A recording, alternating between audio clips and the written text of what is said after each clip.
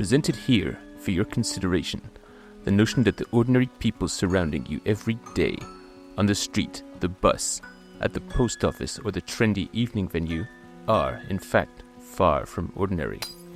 That these men, women, and others form their own splinter groups behind closed doors, and that these micro-societies engage in activities often more obscure than fiction. Welcome to the Sub-Subculture. Yes, hello and welcome to the Sub-Subculture Podcast. I am your host and 80% piss and vinegar, Andrew. And I'm Joe, living proof that being dropped on your head as a baby is actually bad for you. I wondered what that sort of levelled off patch you have was.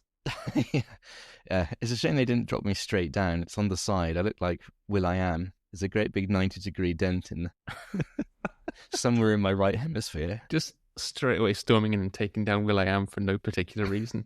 His is a haircut, mine's a skull cut. Oh, right. I thought we were going to say, oh, then he's a talentless hack prick. He might also have been dropped on his head. I think he must have been to have that kind of self-confidence and no talent to back it up. I think maybe his audience have been dropped on their head, but we are getting somewhat sidetracked. Deep cuts, I know. Well, this is probably going to have to go. So, today, we are talking about the fascinating subject of mukbang. Am I saying that correctly? Mukbang? Could be. Mukbang. Sure. So, which is a portmanteau of two Korean words. Yes, but this online video sensation bringing the hot dog or pie eating contest to the digital age, is it just more food content for the masses, or actually a personal and socially damaging kink? Let's find out. So yeah, you've started with the breakdown of where the name comes from.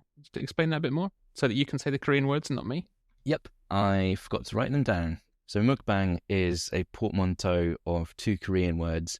I'm not going to say these correctly. Mukgyun, eating, and bangsong, broadcast. So mukbang is a eating broadcast to literally describe what these broadcast jockeys, as they're known, or BJs, do in their videos. That's right. I found an article that was very swift to pick up on the BJs thing. Like, hey, parents, don't worry, your kids are just watching BJs online, but it's not what you think. It's totally cool. So the word mukbang is from smushing those two Korean words together, making the Korean word myeokbang, which is how we have mukbang in our dirty butchering of their tongue. Why is this Korean? Why are we using Korean words for this? Because it came from South Korea. Wait, which Korea is that? Is that the good one?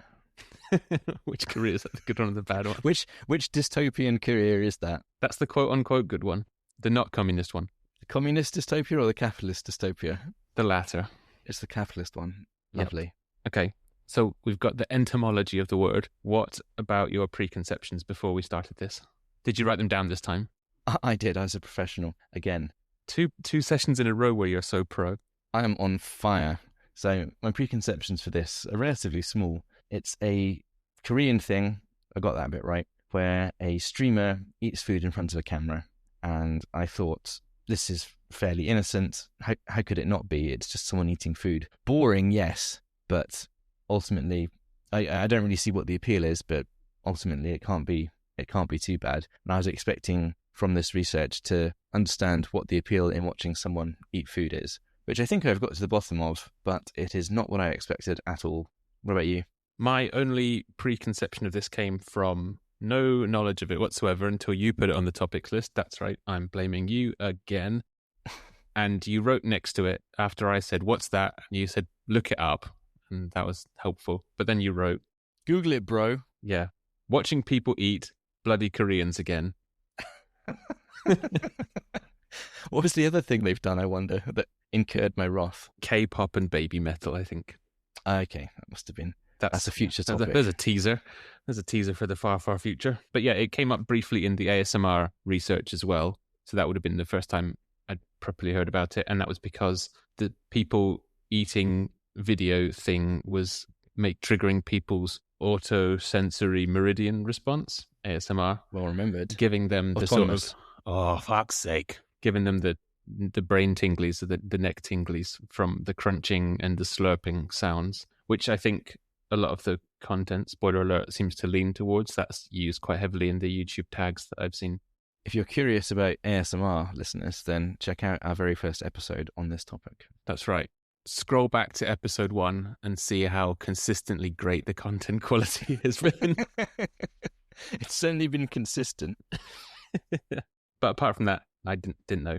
And I remember getting unnecessarily furious over the idea of people doing this to animals, but I didn't come across any of that. Animals? Or eating them? Making animals eat excessive quantities of food. Oh, right, yes. Like animal Unless it's cruelty. to make foie gras, in which case that is delicious enough that... No. Like, we can have some lols about my lack of empathy, but the human stuff, don't give a shit about. You're going to stuff your face and become the world's fattest man. I don't care. But as soon as someone says they're overfeeding their dog, I'm triggered. Yeah, that's understandable. A lot of people don't see overfeeding their pets as cruelty.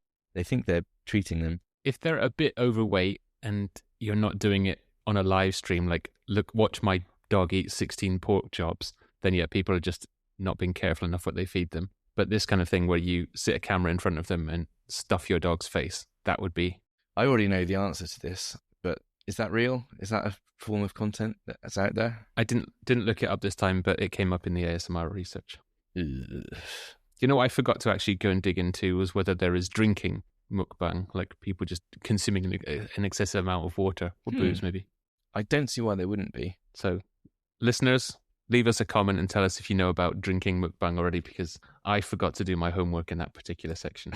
But let's get into the parts where we did do our homework and talk about a proper definition of what this really is, because we've kind of skimmed over it a little bit. So what is it? What is mukbang? Well, the reputable source that I had never heard of before doing this research, Questido.com, I want to say. They did a fairly nice definition of this. They wrote the article in 2023, and this was, I guess, kind of aimed at parents trying to explain to them what their kids might be watching online. But they defined it as live streaming videos where viewers watch the host eat, and it's characterized by copious amounts of food, either prepared, so that might be part of the video that the presenter would prepare the food as well, or just ordered in, so a giant quantity of KFC, Popeye's chicken, McDonald's, whatever it is. We've discussed where the word comes from, and that trend comes from Korea itself, which is why we're using the language, and apparently this started kind of in the 2010s in South Korea, and the word was added to the Collins Dictionary in 2020. So it's like legit official. But there's different types of mukbang, apparently. There's storytelling, where the host is talking about their day or some particular drama that are going on while they're eating. There's ASMR mukbang, or there's kind of interview collaboration things. And allegedly, this sort of grassroots of it in the early 2010s started because eating out and socializing is quite a big deal in Korean culture. But so is this kind of manic lack of work-life balance and high productivity output. They spend a lot of time working and in the office, and they don't have time to do these traditionally social activities. Apparently so, and prepare proper food as well. And a lot of people living on their own in quite small, isolated spaces, so their work life and their home life is blurred. So having a video where you can feel like you're sitting down and having a meal with someone, and then maybe engage in the chat portion of it on the side. Apparently, it was a social connection kind of thing. And then as that spread to the US and the trend becomes more towards pre-recorded videos uploaded to YouTube, I think that's when it sort of turned more to be about the spectacle and the size of the meals and the overeating. Mm-hmm. I find there's a fairly distinct split between Korean mukbang or Eastern style mukbang and Western style mukbang. In the Korean stuff, the primary audience was women, interestingly, because from what I've read, women are culturally encouraged to be very dainty, eat very small amounts, or maybe even not eat at all in mixed company. And in watching these videos of someone else eat heartily, it was kind of a release or a breaking of a taboo or something along those lines. They could watch someone perform this transgression without actually having to do it themselves, and it was kind of cathartic in that way. So that would still be the kind of almost over-the-top mukbang, which is a lot of food and not eaten particularly cleanly. No, not just eating it normally, but a lot of slurping sounds and a lot of shoveling in of the food, you mean? No, not so much. I mean, I think in the earliest form, it started out as people eating normal meals or large portions, but not excessive portions. And I think that was enough to provide a breaking of a taboo. Look, this woman's eating a lot of food. Not a stupid amount of food, but a lot of food in a kind of a way that I don't feel like I can. And that provided enough of a hook for people to engage with it.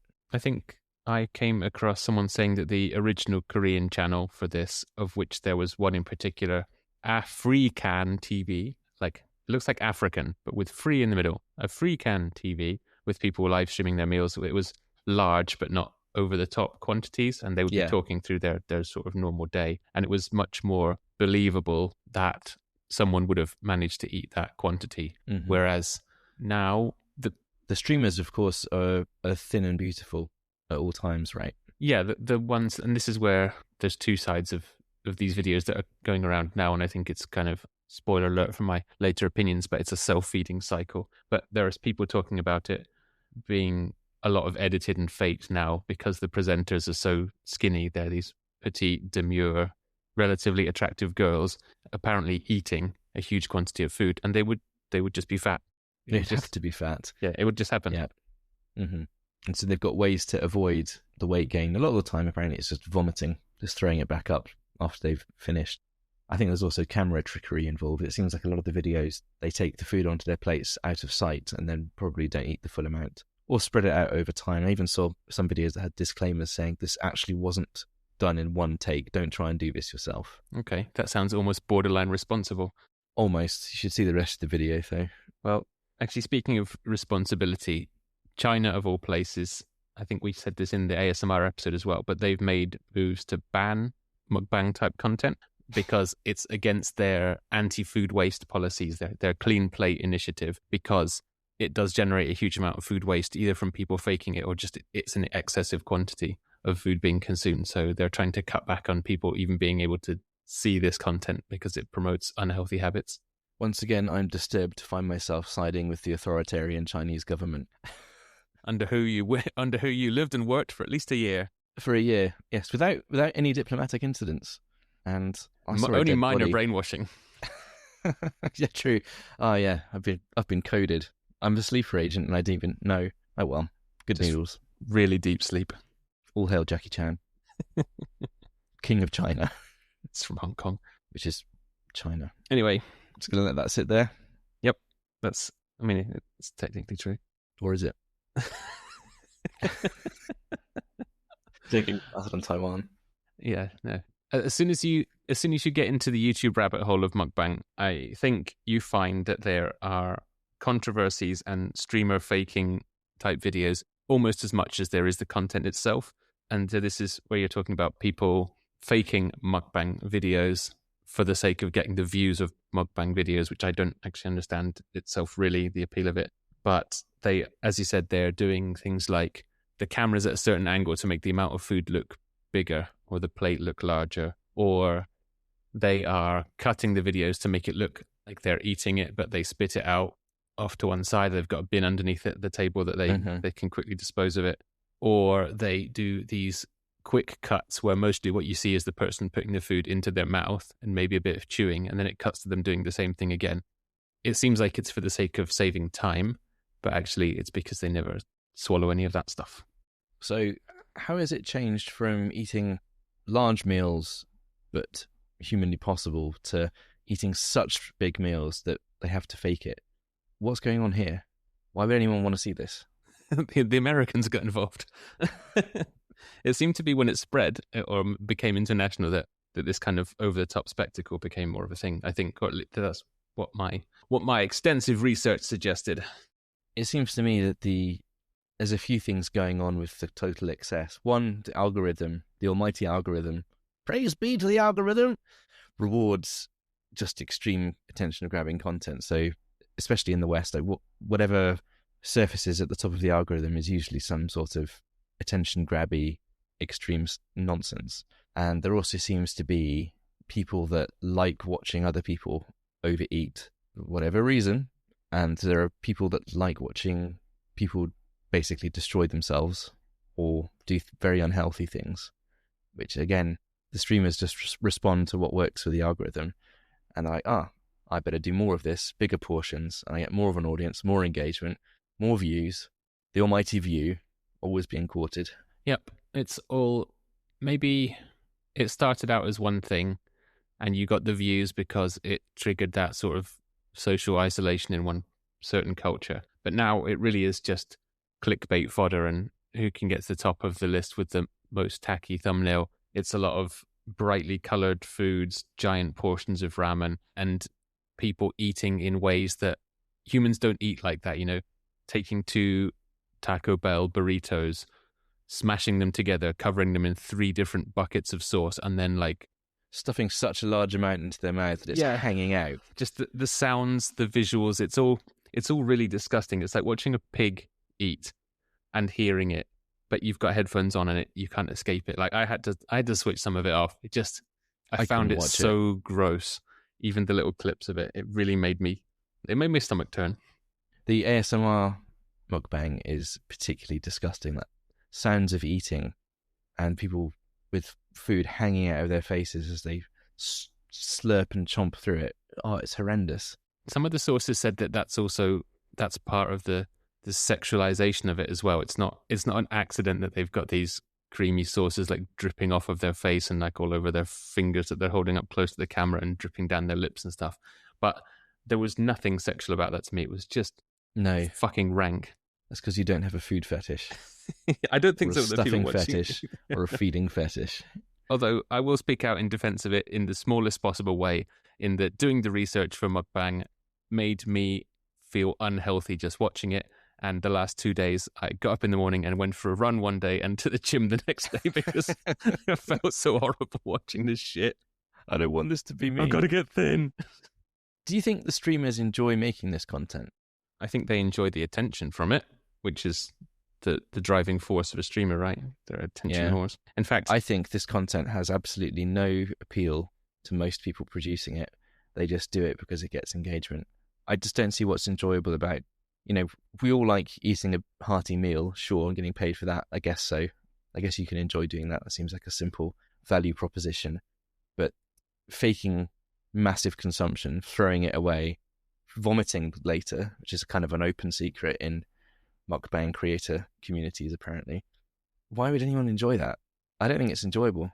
One TikToker called Sarah Mukbangs. Pretty straightforward. Ron Seal of names. She was born to do it, I guess. What's the chances? She said, I just eat what I want and they pay for it as long as I film it. So that's how I make a living and keep going, and it makes me feel appreciated. But I don't think she's one that's really stuffing in huge amounts. It's just that she's got her camera phone up near her face and is eating different meals and close to the camera. Camera phone. I like that. God. just realised what I said and aged an additional 30 years. Just outed yourself. Camera phone. How quaint. She's got her Nokia out and is making a Snapchat on it. She's going to upload it to the TikToks. She's going to save it into her iCloud. Is that still around? I don't know. I don't know. What am I talking about? Fuck Apple.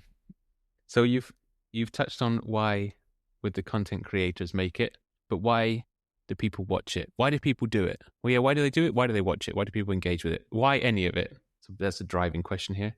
So, like I said to you before we started recording, to me, watching these videos, they're either boring or they're disgusting. And the disgusting ones, the ASMR ones, which is just an excessive focus on the slurping and eating sounds, which is horrendous.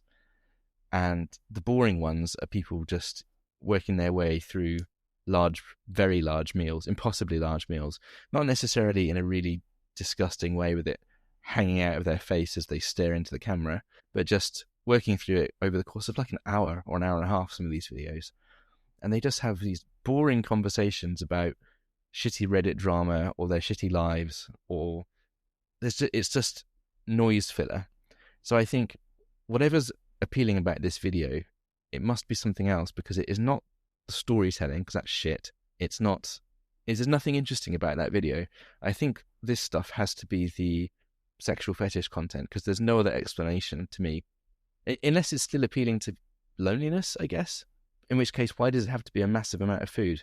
Why is it not just a normal amount of food in a conversational style? These ones, they don't even have that illusion of intimacy a lot of the time, because it's just the host and maybe their friend talking about whatever. I'm sure this is where the sexual fetish fulfillment comes in.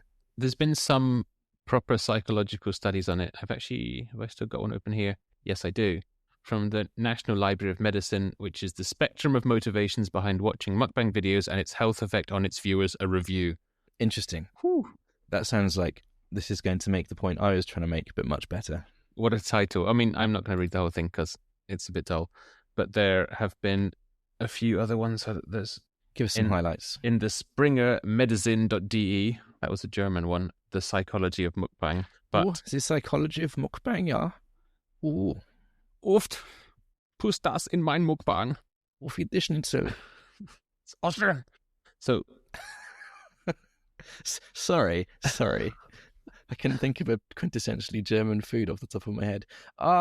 It's a Leberkuchen. There we go. You happy? Yeah. Your European racism is now much more acceptable to me that you've got the food correct. I've got to get it accurate. Otherwise, it's common garden bigotry. I think if you want a quick and digestible way to consume some of these mediums, Mr. Simplify on YouTube, who had a confusing accent as well. I don't know whether he was somewhere close to what you've just been impersonating or was actually Indian, or possibly both. But he's got a video on mukbang psychology, and he identifies several reasons that he thinks people do it. So he talks about social reasons, which is this increased social isolation and having it as a coping mechanism, and lists several psychological studies from 2017 to 19, like Chloe, which is not Chloe, missing an L, but that was kind of reinforcing these ones that you've mentioned that aren't as sensationalized and over the top. I think those are still possibly falling into that category. They might also be watched because they are beneficial for diet and weight loss. Like someone would see these videos and almost be satisfied by they don't have the food desire because they've watched someone else eat that meal. Although I think that borders on something like bulimia. I've read some stuff saying the opposite, actually, that it triggers and reinforces eating disorders. There's that argument to be made as well, because it almost normalizes massive quantities of food, or it triggers you into thinking, oh, I've just watched 2 videos of people slamming KFC, now I'm hungry and it's midnight. And they're still thin somehow. Are they though? Maybe I can do it too. I can live the dream, bro. But they reckon, or he reckoned, or these studies reckoned, that some of this is kind of creating an alternate reality in the viewer's mind, where it's them, they're sort of projecting onto the streamer that they're the one eating the food, and therefore they're not necessarily satiated, but they're getting gratification from watching someone eat something they can't have at that time. Like, I don't know, it's 2:00 in the morning and you can't go because KFC's closed or some shit. He does mention sexualized content where slim women are kind of sexualized in their videos. They're made up nicely. They're looking attractive. And there's also this kind of vulnerability and private setting of eating, because you can see it in animals as well. Voyeurism. It's a private activity, eating, and you are exposed and vulnerable at that time. This is one of the 4 pillars of what makes successful streaming, is voyeurism. We'll come back to that later. And as you mentioned, women overeating is kind of a taboo, and therefore it's sexually attractive to some people for a taboo to be broken. There's also the idea that this is escapism for people to whom food is unavailable, certainly in those quantities. And then there's kind of the entertainment factor, which I think is a big part of where it is now, aside from ASMR. It's the kind of gross fascination or the freak show attraction of watching someone win a pie eating contest or eat the world's hottest Dorito chip, or... That's pure schadenfreude. Yeah, maybe. But if you think of stuff like Man vs. Food that was on the Travel Channel quite some time ago. That was pretty disgusting. Some of it was. Also boring. That was a shit TV show. Had about 5 minutes of content in a 30-minute episode. I didn't mind it so much because it was kind of about travel, and he talked about the recipes that they also made, and then there was the eating challenge, either the vast quantity or like the world's spiciest something. But that's kind of borderline this content, and so is like a hot dog eating contest, which has been a staple of the American fare for quite some time, right? Do you remember Epic Mealtime? No. Okay, it's much the same stuff. They made gigantic concoctions of food, mostly involving bacon, cheese, more bacon. Bacon was kind of a non-running gag. They'd always add bacon. And they'd make these monstrous creations, and then there's like 10 of them in this crew. They'd each eat some of it, and that would kind of be the end of it. And it was a flash in the pan. It was cool for a while. These videos had a novelty value to them, but they didn't tap into any of the long-running traits that mukbangs managed to tap into, so it faded away from relevance. I think from what I saw, it's largely spectacle now, or at least the stuff that comes out on the top of the algorithm is, because it's super overcolored, saturated, 10,000, 20,000 calorie meals, blah, blah, blah. It's fucking brain rot. I felt myself getting stupider, and the more thumbnails I looked at, the more of the videos I watched, I thought, this is what it feels like to have your brain melted and run out of your ears. It's made me want to quit all social media, actually. That's funny. I'll get into this later, but how fucking awful I really think this is. But I'm going to hold up my notebook that you can't possibly read on the camera. However, it says, just made me glad I don't engage with YouTube/TikTok.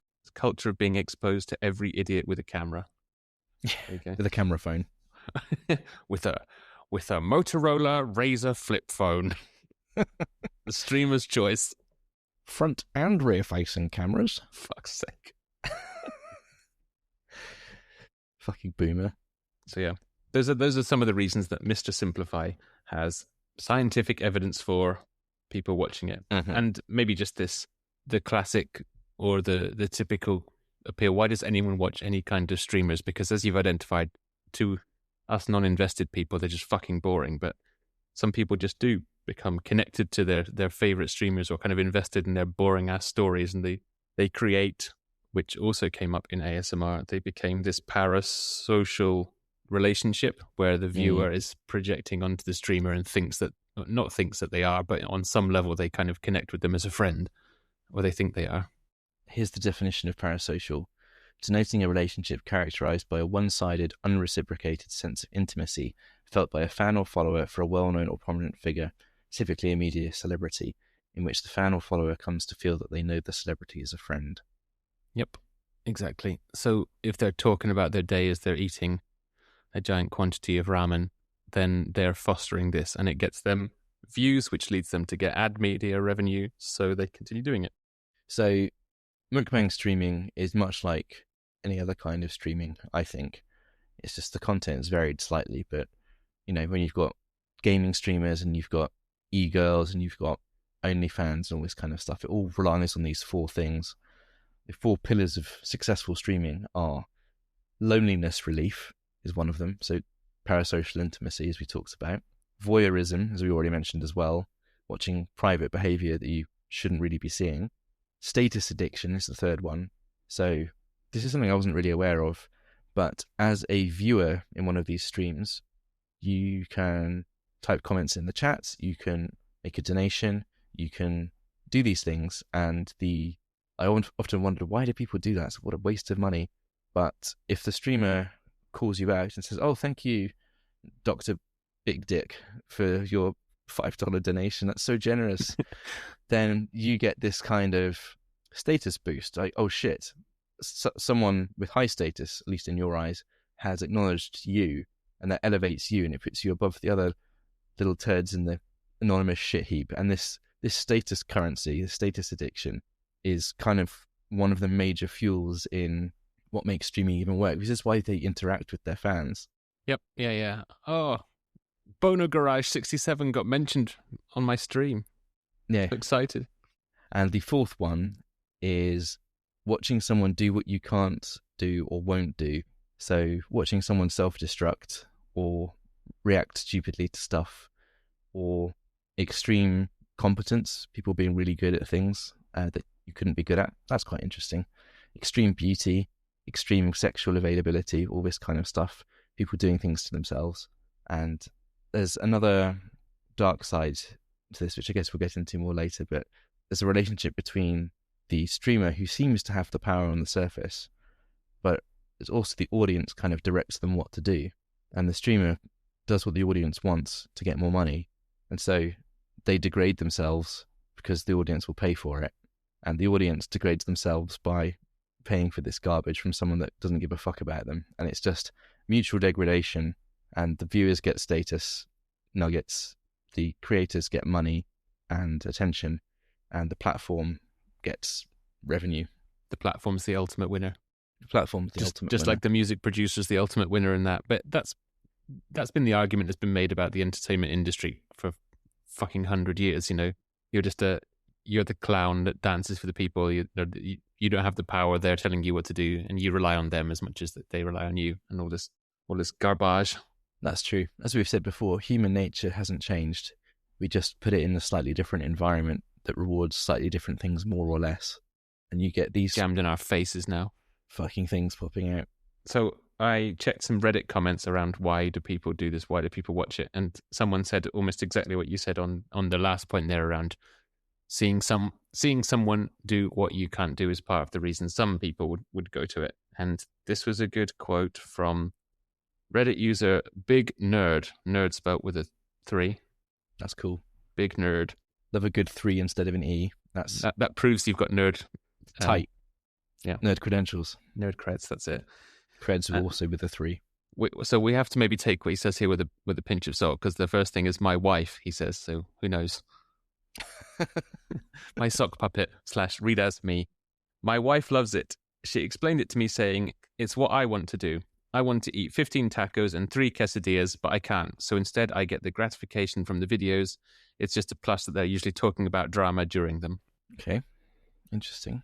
I've heard that men are more interested in the degradation aspect of these videos and women are more interested in narratives. Sort of men shock degradation and more instantaneous stuff. Women want a narrative to go with their degradation and self-destruction, hence drama. But I think there probably is, there's different categories in there, so it's not all, well, is it all about degradation? But yeah, certainly some of them is just being disgusting for the sake of it, and that's what fuels people's fascination, rather than telling a story. And those ones are definitely fostering the parasocial relationship, and that's how they're getting their continued views, and presumably the tips and stuff. This was the point you were making in ASMR, and one of the things you really disliked about it was this fake intimacy that it encourages. And at the time, I was not too bothered about that. After Mukbang research, I am wildly opposed to it, and I think ASMR is so much worse than at the time of recording the podcast. Good. I'm glad that you're seeing that I'm always right. Everyone gets to that conclusion at the end. Sometimes it just takes them longer. Yeah, that's not what I said. That's what I heard. So, did you come across some of the ones being held up as the kind of case studies or benchmarks for mukbang videos on YouTube now? Not the OG ones, but how mukbang exists in its kind of current / since 2016-ish form. Its westernized state. Yeah. Yes. I think Nikocado Avocado is generally considered to be the archetypal most mukbang character arc out there. You come across him? Yep, he's an interesting case study, although I don't know how reflective it is of the kind of state of things as a whole, but it gets mentioned a lot. The place that tipped me off to start looking at him and then finding out a bit more was a channel called Soon FR, which has a video on, it was mostly talking about how staged mukbang stuff is, and they held up someone called Matt Stoney as a benchmark for Didn't he make South Park? Mukbang. No, that was Matt Stone. Trey Park and Matt Stone. His brother. This is Matt Stoney. No relation. He makes a load of like instant noodles and then sets his phone with a stopwatch next to the thing that keeps running to the whole thing as he stuffs it in his face. So I think stopwatch phone. No, it's mind blowing to me. Wow. I have to they'll be adding cameras to them. I have to have 3 separate devices for that. But seemingly he's genuinely eating these large quantities and seemed to be suffering afterwards from it as well. Why does he have to prove it? Why is that an important part of this? Because if you're not swallowing it, you're a faker. You're just faking it for the views. This is for the fetishists. This is why. So they know that it's really happening. So it gets them off harder.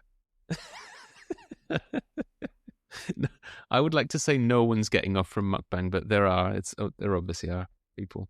I think it's like a third of the audience, maybe more. It's just eating fetish, stuffing fetish, feeder fetish content, domination, degradation. It's all in here, man. If we think back to Nikocado Avocado for a second, he did have an OnlyFans as well. Yeah. Exactly. Why does this guy have an OnlyFans if this is about company and it was once he got really gross as well. Anyway, but let's tell me the story of Nikocado Avocado that you got through. So he joined YouTube, I don't know, 10 years ago, something like that, and he was a normal-looking guy, and he started doing... I don't know if he started doing mukbang videos, but he did a few of them. No? What did he start with? I think you know more about this than I do, probably. No, he was a skinny, happy-looking, rosy-cheeked, gay, vegan boy in Colombia, of all places. I mean, he came across from the start as he probably had ADHD or something like that because of the level of energy he was bringing to his videos. But turns out he was kind of just... He moved to Colombia because he met a boy on a vegan men Facebook group and had been living there and started making streamer or video content on YouTube because there wasn't a lot else to do, seemingly. And he made his first mukbang just to see how it did, because his other content was kind of just about being a vegan or him playing the violin. Apparently he's quite a good violinist. Actually quite a talented violin player, apparently. Yep. But he quit being a vegan in 2016, citing later health reasons. But at the time he made a video that was like, the online vegan community is just so toxic. They have to make everything about being vegan. Why does everything have to be about veganism? I knew a guy called...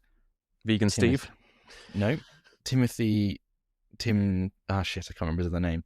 But he was a Ninja Warrior champion. And his whole thing was being vegan. I think his Instagram is Human Timothy. A sort of crunchy, hippie, vegan person. And he made a big deal out of only eating fruit for a month. And he was kind of held up as this vegan athlete to aspire to. And one day he turned around and said, yeah, guys, I'm not a vegan anymore. I was just listening to my body, and it was telling me I really needed just a big chunk of salmon, and I ate it. It was delicious. And the reason I did this was because I was having health problems. Like, I couldn't get erections anymore. So yeah, now I eat meat again. And his entire audience immediately turned on him as a traitor, and he didn't give a fuck. And I completely respect that. I respect that so much, that he wasn't performing all of that stuff for the hell of it. He genuinely believed it, and his beliefs changed. He changed his entire social media brand, alienated everyone, and as far as I'm aware, pretty much dropped into obscurity after that. But good for him. That's authentic. There's a group of runners that often sign up for the same races and stuff. Not big races, and I'm not competitive about them because I'm shit. But it's like 5, 10Ks, half marathons, whatever. And they all have on the backs of their t-shirts vegan runner or vegan running group or something like that. And I'm like, why does that have to be part of your identity? Why do you have to tell everyone this is what I eat and also I run? Like, fuck you. How can you tell a vegan? They look unhealthy. Don't worry, they'll tell you. Okay, good. Anyway, it makes me want to do better to overtake those pricks and possibly break an ankle or two on the way past. Anyway, so once he starts being a vegan, he starts making more mukbangy type content, labeling it as quite clickbaity titles like ex-vegan eats burger for first time. Presumably, he found he got more engagement doing this, and he began to optimize his content towards increasing engagement. Of course, it's all about what triggers people and what's the most clickbaity thing, and people obviously want to see vegans fail. So watching one of them eat a burger is probably quite satisfying. But he leaned into the eating content, and then over time the quantity increased, as did the ridiculous nature of the videos and his personality. He noticed that he was getting more engagement and more views on videos where he wasn't even necessarily stuffing his face with things. He was just complaining about weight issues or personal issues. He having even had meltdowns. He has a section on his YouTube channel that was literally called Upset Feelings, and that's where all the videos of him crying and whinging about stuff go. Wow. So over time, he visibly gains weight in these videos, like quicker and quicker and quicker. He's got that terrible little haircut as well. Yeah, sort of pushed forward. Yeah. He starts making videos saying he doesn't know why he's fat. He seems to genuinely believe at one point that it's water weight and stress, because stress is the real killer. It's not the giant packet of Cheetos that he's just consumed 30 of. And he plays up to all of this drama. His content is getting more and more ridiculous, as is his personality, as is his abusive relationship with his boyfriend or possibly husband, where he starts hitting him more, having tantrums, having fights on camera, because it's all, people like the delicious stupidity of it. They like to see other people suffering, in a sense. Drives engagement. And then he starts saying, oh, I don't care that I'm gaining. At first, it's like this incredible, how can I be gaining weight? Because I've got such a fast metabolism. I've never weighed that much before. I didn't think I'd gained anything. And people enjoy watching this because they feel superior to this person who's clearly delusional and the answer's right in front of them. How can they be so stupid? Yep. That's me. Then he starts saying, oh, I don't even care that I'm now over 200 pounds. I'm going to see if I can get to 300 pounds. And he makes it about becoming fat. His content is like him. People are watching him self-destruct. He's just sitting in a pair of pants, eating McDonald's off of the floor with one of those grabby litter-picking claws. Fucking stuff hell. like that. Like undulating. There's no other word for it. He's just like kind of wobbling around like a jellyfish. That's the OnlyFans content right there. But at the same time, he's making millions in ad revenue. He buys a $2.5 million penthouse in Vegas on this shit. Millions. Yep, literally millions in ad revenue. I think his biggest videos, they all had like 10 million plus views. But I don't understand how someone pays you to do ad revenue is another thing that I don't understand. Add it to the list along with camera witchcraft boxes that we keep in our pockets. But in September 2024, he's suddenly back skinny, like completely skinny, and releases a video telling the internet that he's always 2 steps ahead of them and tries to play that he's this clever, creepy villain and he's lost 250 pounds just like that, and that he's always known and he's always planned to do this and he's so much cleverer and he's broken the internet with his cleverness. Because he'd said that he was conducting a social experiment or something. I think he recorded quite a few videos in advance of him as fat Ricardo, and then lost the weight in the meantime, and then reappeared one day suddenly, like seemingly overnight, with a weight loss drop.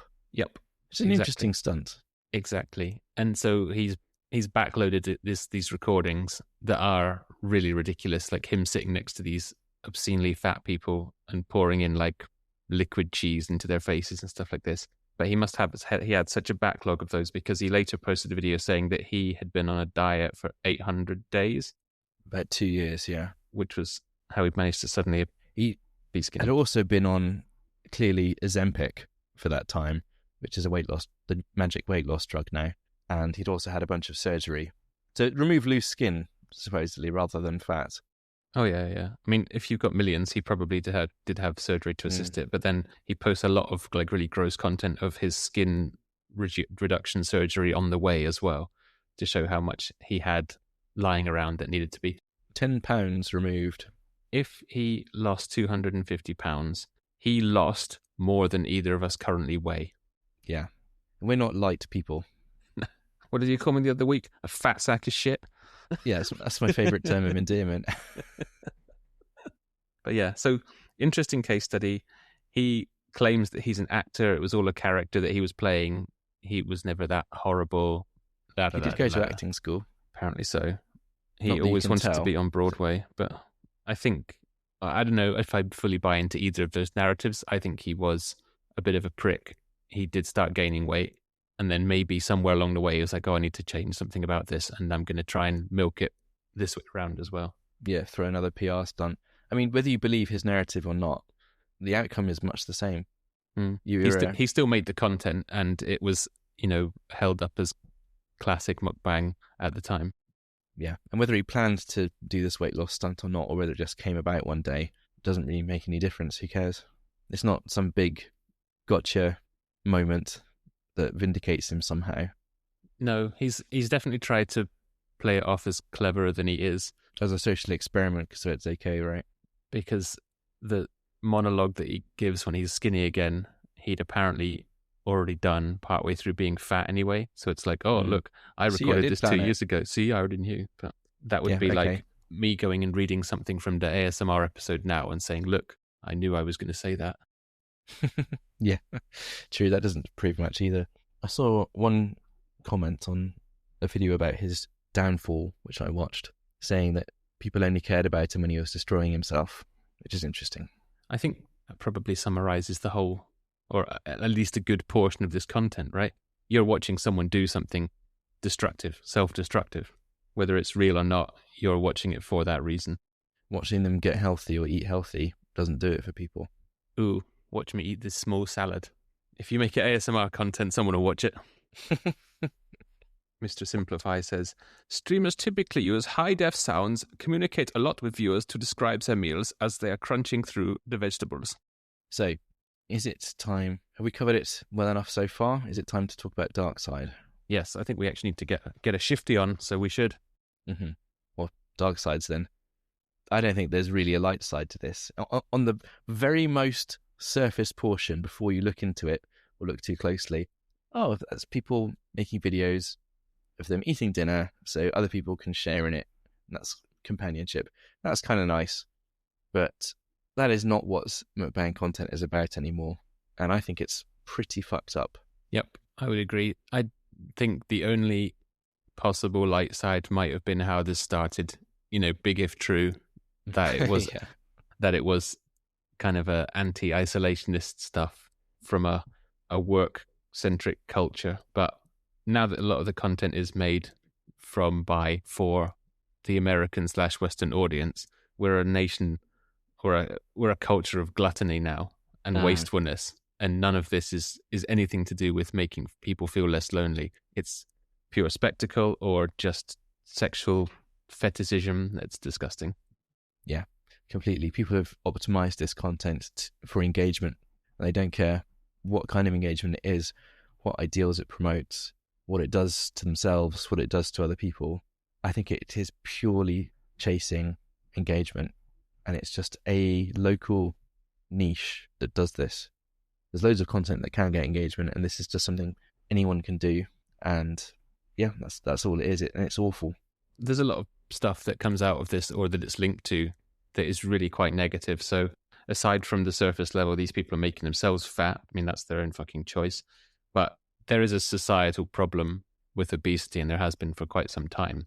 The American Journal for Clinical Disorders says that between 2013 and 2018, when you compare that to the 2000 to 2006 period, there's been a twofold rise in eating disorders.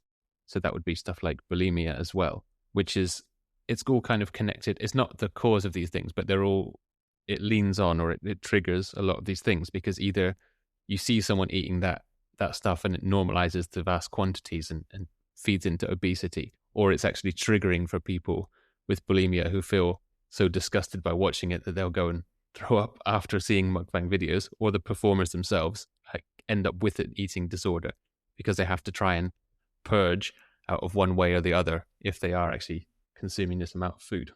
It's dreadful. I think I'd like to do another episode on streaming in general and OnlyFans, but this whole relationship of creator and viewer is pretty depraved. Yeah, I've expressed vocally my negative thoughts on that. Yeah, I think I already have earlier, so I won't go over it again, but that's pretty interesting. There's an exploitative part of mukbang because a lot of the content is created by or targeted at younger kids, presumably because they've got an iPad in their hand. Of course. From birth, because parents can't be fucked to look after them anymore. Not all parents, just some parents, just American parents. That's right, I'm calling you out. There are YouTubers who are like not little kids, but they're probably teens or preteens that are making this kind of content.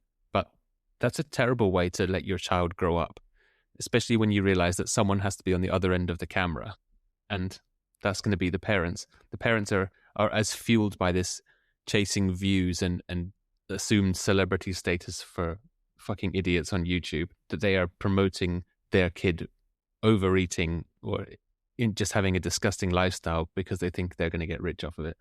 It's pretty depraved. One definite dark side I came across is that people have literally died making mukbang content. Really? You see any of that? From the effects of overeating.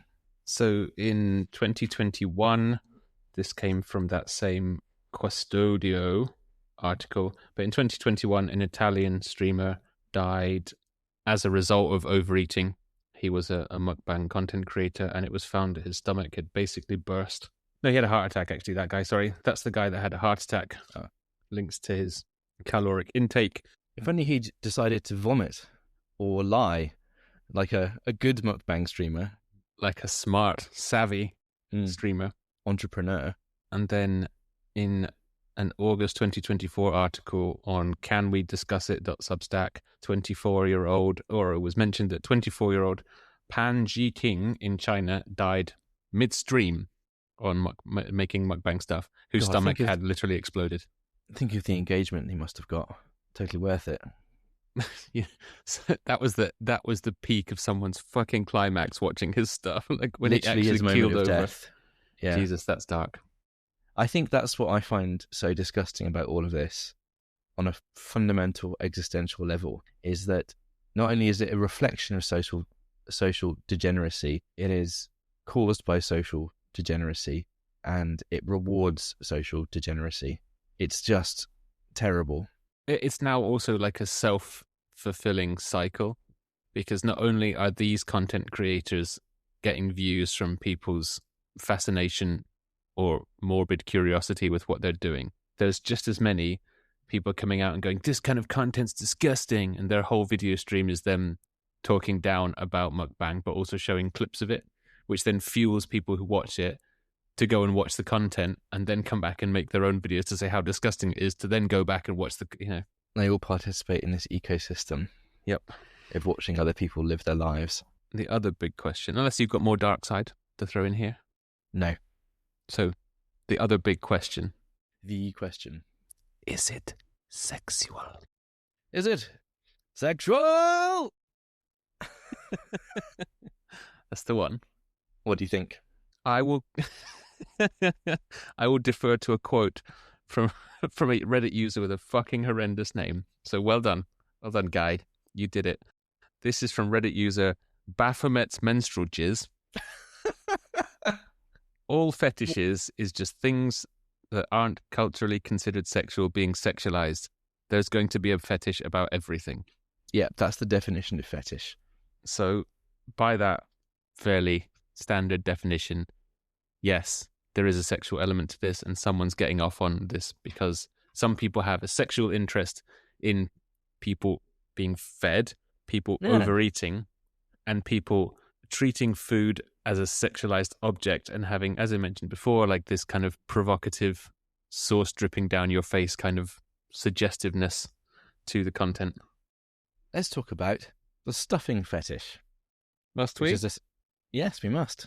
Must we? The viewership demands it. Fuel the algorithm. Stuffing is a fetish where arousal comes from seeing someone eat large quantities of food to the point of visible stomach distension, discomfort, or bloating. The appeal centers on the following dynamics: domination slash submission dynamics, i.e. the feeder controls what, when, how much the feedee consumes; body transformation, watching someone get fuller or rounder or even fatter in real time; loss of control; humiliation kink, the subject is messy, greedy, gluttonous, and degraded; and pregnancy adjacent aesthetics of a distended belly but without pregnancy. It overlaps with feeding fetish and a gaining fetish and belly inflation fetishes, but stuffing is a sort of more broad one there. In feederism, which is a more committed version of stuffing, one person wants to feed another until they gain weight, often dramatically. In fact, there's an episode of Malcolm in the Middle where I think Hal reveals himself as a feeder, or unwittingly, because he starts injecting Lois's crackers with molten butter, and she just gets bigger and bigger. For fuck's sake, I get taken the piss out of for saying camera phone, and you're sitting here quoting Malcolm in the fucking Middle. Do you know who remembers Malcolm in the Middle? Fucking no one, boomer. Do you know what they know that guy for? Being the guy from fucking Breaking Bad. Jesus fucking Christ. It's a really good show. Malcolm in the fucking Middle. Jesus. It's millennial peak. It's not even millennial. Isn't it? Oh God, is it premium? Is it Gen X? I don't know. It's the transition time. Anyway. I'm just balancing the scales here. One person wants to feed another until they gain weight, often dramatically. Some gainers want to become immobile.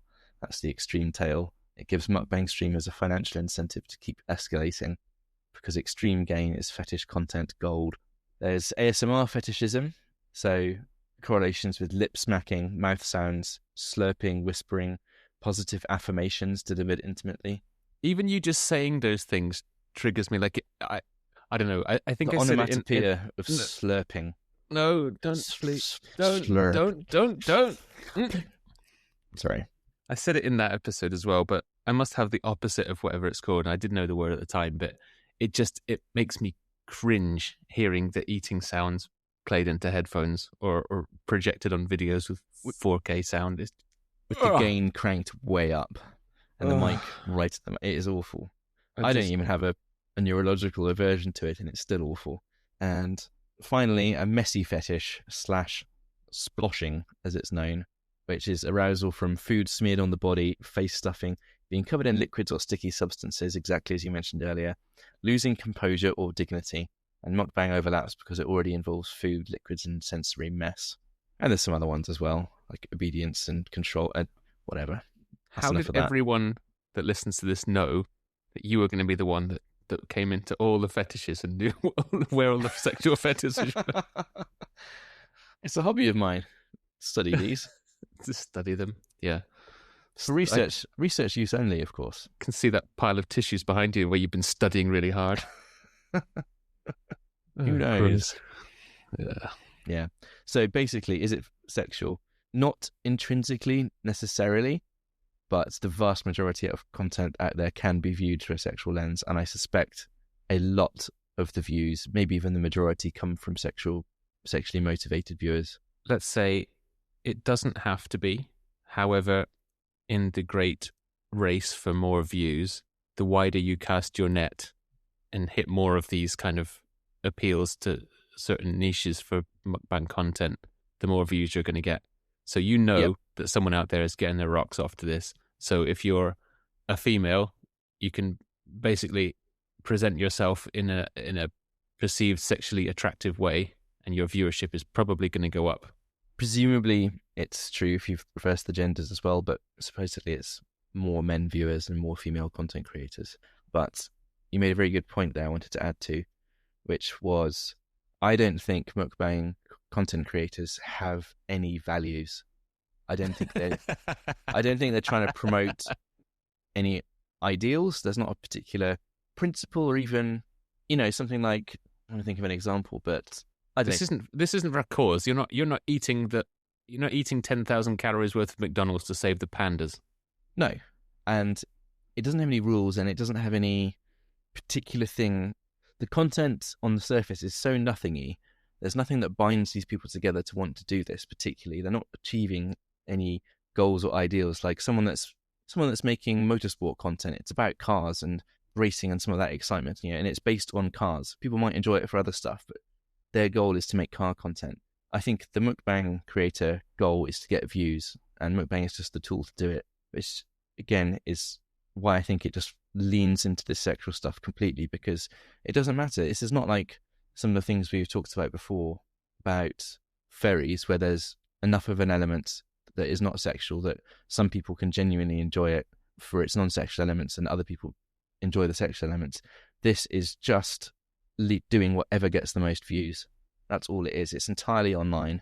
Yeah. There isn't an offline equivalent someone mentioned, although I would posit that it is bringing the sideshow attraction of a person eating a huge amount of hot dogs in under a minute to the internet, and then just doing what the internet does, is taking everything to the extreme.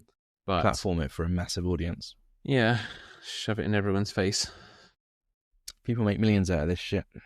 Yeah, that's the shocking and unbelievable.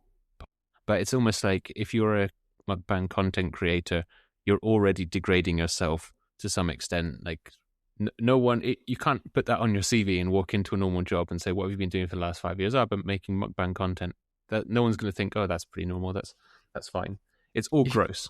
If you've done this right, you won't need another job for the rest of your life. if you're buying 2.5 million penthouse apartments in Vegas, that's enough money to set you up for life if you know what you're doing. Or you can just piss it all away and buy loads of McDonald's and then get skinny again and take 1 million surgeries. He'll blow through all of that. You reckon? He'll have to find something else to do. Yeah. These people are wasteful idiots.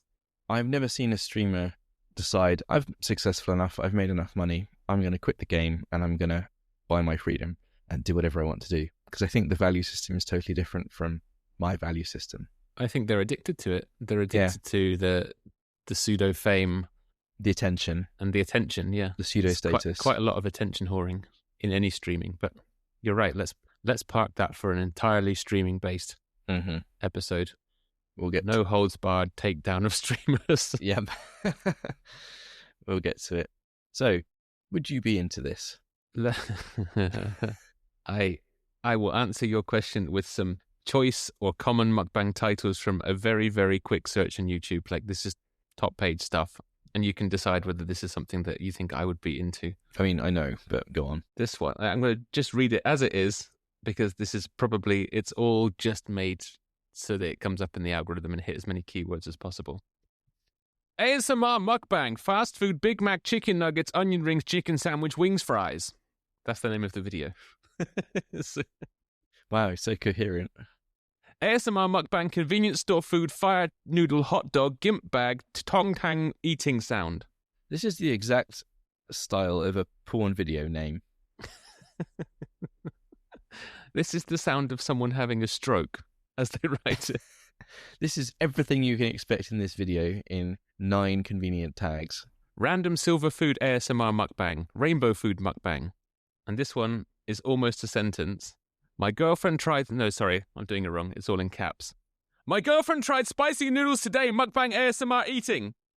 Apologies, my wife's trying to sleep. Don't apologise to me. I'm not. She'll have to listen to this eventually. Is it good? With all of that, you hate this. I know. I agree. I wouldn't be into this either. What is it written in my notes? Let me just check here. Oh, yes, that's how I wrote it. Fuck no. Made me feel gross watching even short clips in some about videos. The sound/ASMR aspect as well, I found really off-putting and had to take some breaks from hearing it. It's disgusting. It's continuing the first world problem of food waste. Yeah, there we go. Yeah, I feel the same. I'm disgusted by every single part of this. So a balanced, objective view from the both of us.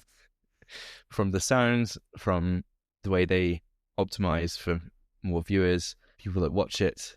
There's nothing wrong in having your sexual fetish fulfilled. That's fine. But also the degenerate society that has allowed this to come around and rewards people for it. I'd find every single part from the beginning to end disgusting in this one. I think this might actually be the worst one yet. I think this might even be worse than child beauty pageants. It's filled me with an existential despair to the point I'm figuring out if I can actually get rid of social media entirely from my life. It's really made me question what the hell I'm doing, because I think social media is cancer, and I'm just feeding myself cancer every day. I don't have any, and I can tell you that you can live without it. It's possible. We're out there. I should really just bite the bullet and do this. It's honestly shaken me, this. That's deep. So I can see the OG videos, streaming chat things fitting in with a cultural lacking of and a culture that has an isolation and loneliness problem, but the kind of now over the top, larger than life videos of excessive quantities and pure spectacle and just trying to earn ad revenue from clicks and shock fascination. It's like a horrible fad that won't go away, that's become self-fueling and just leads to desperate would-be influencers jumping on it and trying to get quick clicks on either one side of the argument or the other, with a slew of videos either promoting this stupid behavior or calling it out as abhorrent and wasteful. So, there's nothing to like on either side of the argument. Even if you're against mukbang, just don't watch it. Don't fuel it by making videos about how against it you are. Yeah. Or just start driving around to each of them's houses and, I don't know, hosing them down. Sidebar, the loneliness problem in South Korea is so bad that they've got one of the highest suicide rates and lowest birth rates in the world. And there's a bridge that goes through the middle of Seoul, which people were throwing themselves off a lot. And the government was like, we need to do something about this. Should we examine the underlying causes why these people are so desperate and lonely that they are killing themselves? Let's not do that. Let's pay Samsung to solve this, a Korean tech company. And Samsung's solution was to plaster the bridge with happy family imagery and things like, do it for your family, presumably meaning stay alive for your family, and other kind of happy clappy slogans like this. And they increased the suicide rate by 300%. Not joking, this actually happened. So then they said, and they'd renamed it the Bridge of Life as well. And then that wasn't working. So did they step back and think, should we ever look at our societal problems some more and maybe do something about the underlying causes? Nah, just make higher fences. Yeah, just put fences on the bridge. Done. Just police it more. That was the cheaper option anyway. Yeah, I won't get into my anti-capitalist rant this time, but that is it's bleak, man. It's bleak. It's been a bleak bit of content, Mm-hmm. which you should like and subscribe to. Smash that subscribe button. I think we've got to be done with this. Yep. It's not for either of us. It shouldn't be for anyone. No, it's not for anyone. This needs to go away. It needs to die. It needs to be banned. So, before you, like Joe, consider quitting social media, why not follow us on the social medias? Do as we say, not as we do. You can find us on Twitter or X at Sub-Subculture, on Instagram at Sub-Subculture Podcast, and our Reddit page, our Sub-Subculture Podcast, where you can leave us comments or your suggestions for topics that we might look at in the future. And if we cover them, we'll give you a little shout out. Say it was your idea. Say you sent us. And you can also check out all of our previous episodes and our special short form side quests, which we've just released another one of, on your favorite place for a podcast, whether that's Apple, Overcast, Amazon Music, Spotify, YouTube, or radio cassettes, if you're as old as me, apparently. Yeah, engage with us there, because we're really bad at it, so you'll be one of the 3 people that makes a comment. The other 2 being me. Use your camera phone to access the internet. Listen to us on your iPod, then download your opinions to MP3 and send them to us in the post. God, we're old. Certainly sound like it when we say things like this. Yeah. It's been a pleasure, listeners, as always. This has been the Sub-Subculture Podcast. Thank you, Joe. Thank you for your time. Thanks for making your brain a more disgusting place for our pleasure. Anytime. You're welcome. Donate to my stream. Journally fans.